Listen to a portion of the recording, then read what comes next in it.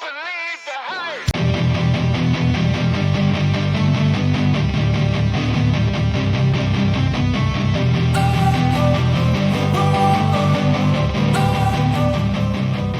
Don't wanna sleep in.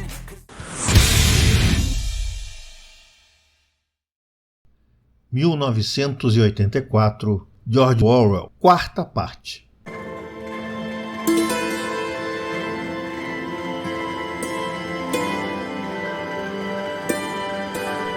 De volta ao apartamento, ele passou rapidamente pela teletela e sentou-se à mesa novamente, ainda esfregando o pescoço. A música havia parado. Em seu lugar, uma voz militar seca estava lendo com uma espécie de brutal prazer uma descrição dos armamentos da nova fortaleza flutuante que acabara de ser ancorada entre a Islândia e as Ilhas Faroe.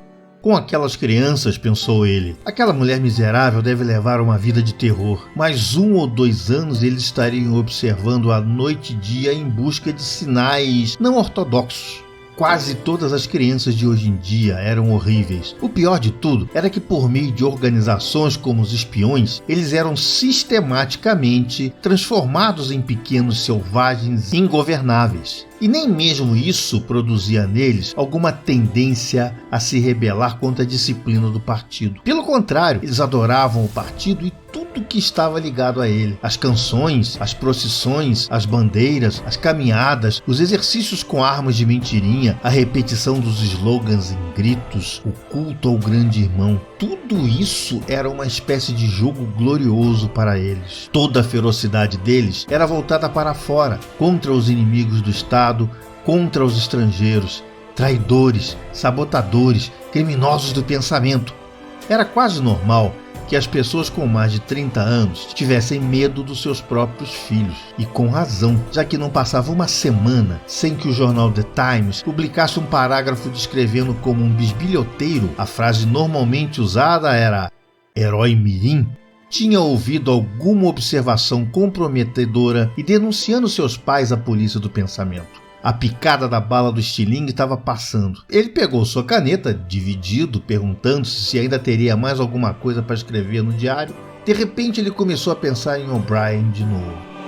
Anos atrás, quanto tempo? Deve ter sido 7 anos. Ele havia sonhado que estava caminhando por uma sala escura e alguém sentado a um lado dele havia dito ao passar: "Vamos nos encontrar no lugar onde não há escuridão." Isso foi dito muito silenciosamente, quase casualmente. Uma declaração, não um comando. Ele havia continuado a andar sem parar. O que era curioso era que na época, no sonho, as palavras não tinham surtido um efeito muito grande nele. Foi só mais tarde e aos poucos que elas pareceram assumir um significado. Agora, ele não conseguia se lembrar se foi antes ou depois de ter o sonho que ele tinha visto O'Brien pela primeira vez. Nem se lembrava quando tinha identificado a voz como sendo de O'Brien pela primeira vez. Mas, de qualquer forma, a identificação existia.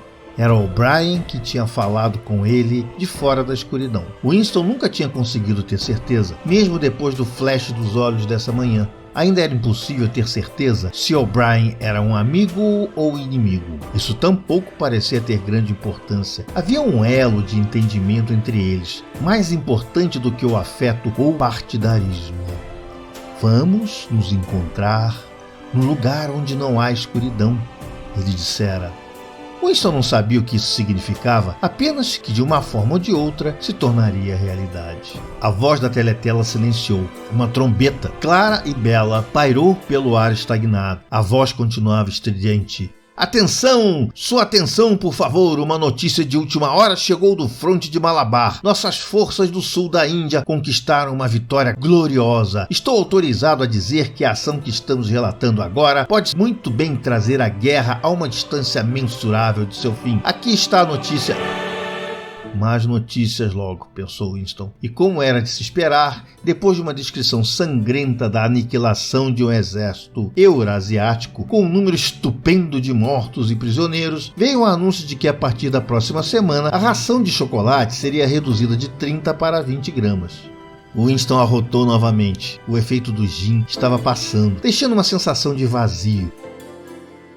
A teletela, talvez para celebrar a vitória, talvez para afogar a memória do chocolate perdido, entrou com "Oceania, glória a ti." Supostamente, deveria se levantar em respeito. No entanto, em sua posição atual, ele era invisível. Oceania, glória a ti, deu lugar a música mais leves. Winston caminhou até a janela, mantendo as costas para a teletela. O dia ainda estava frio e claro. Em algum lugar distante, uma bomba explodiu com um rugido tedioso e reverberante. Cerca de 20 ou 30 delas caíam sobre Londres por semana no momento. Na rua, o vento bateu o cartaz rasgado de um lado para o outro e a palavra Sossing apareceu e desapareceu. Sossing. Os princípios sagrados da Sossing, nova língua, duplo pensar, a mutabilidade do passado. Ele se sentiu como se estivesse vagando nas florestas do fundo do mar, perdido em um mundo monstruoso, onde ele próprio era um monstro. Ele estava sozinho, o passado estava morto, o futuro era inimaginável.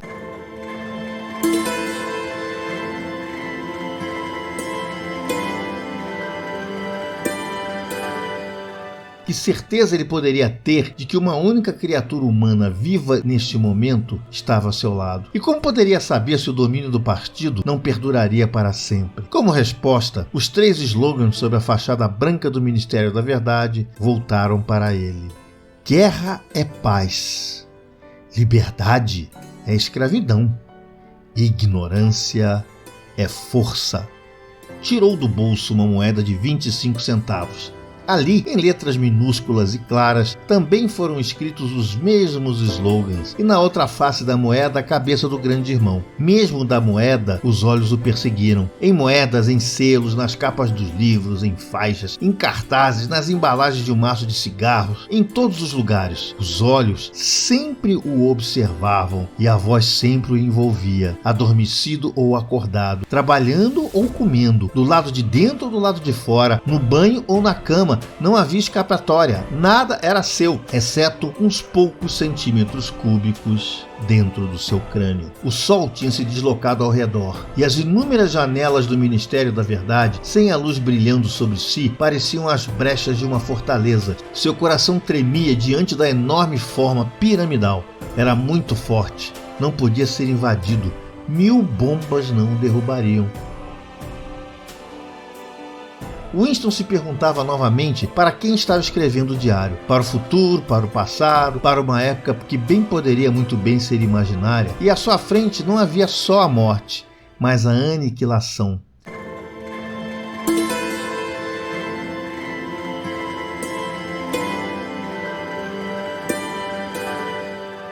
O diário seria reduzido a cinzas e ele próprio a vapor. Somente a polícia do pensamento leria o que ele havia escrito antes de apagá-lo da existência e da memória. Como você poderia apelar para o futuro quando nem um traço de você, nem mesmo uma palavra anônima, rabiscada em um pedaço de papel, poderia sobreviver fisicamente? Teletela marcou 14 horas. Ele tinha que sair em 10 minutos. Ele precisava estar de volta ao trabalho às 14h30.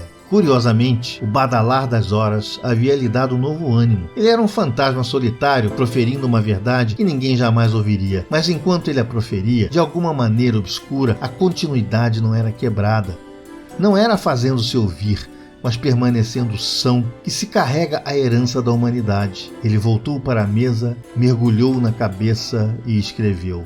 Para o futuro ou para o passado? Para uma época em que o pensamento é livre, em que os homens são diferentes uns dos outros e não vivem sozinhos. Para uma época em que a verdade existe e o que é feito não pode ser desfeito. Da era da uniformidade, da era da solidão, da era do grande irmão, da era do duplo pensar, saudações. Ele já estava morto, refletiu. Parecia-lhe que só agora, quando tinha começado a formular seus pensamentos, é que ele tinha dado um passo decisivo. As consequências de cada ato estão incluídas no próprio ato, ele escreveu. Crime de pensamento não implica em morte. Crime de pensamento é morte. Agora que ele havia se reconhecido como um homem morto, tornou-se importante permanecer vivo o máximo de tempo possível.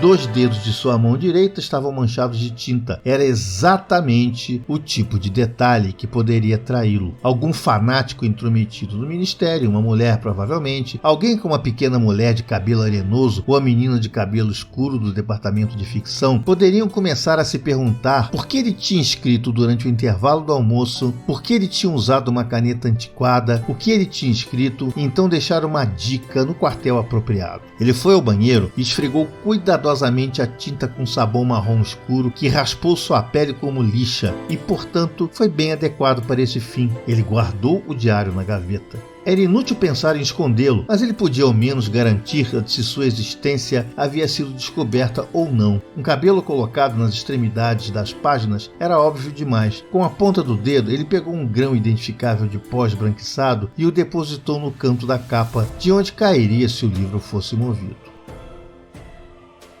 Fim da parte 4.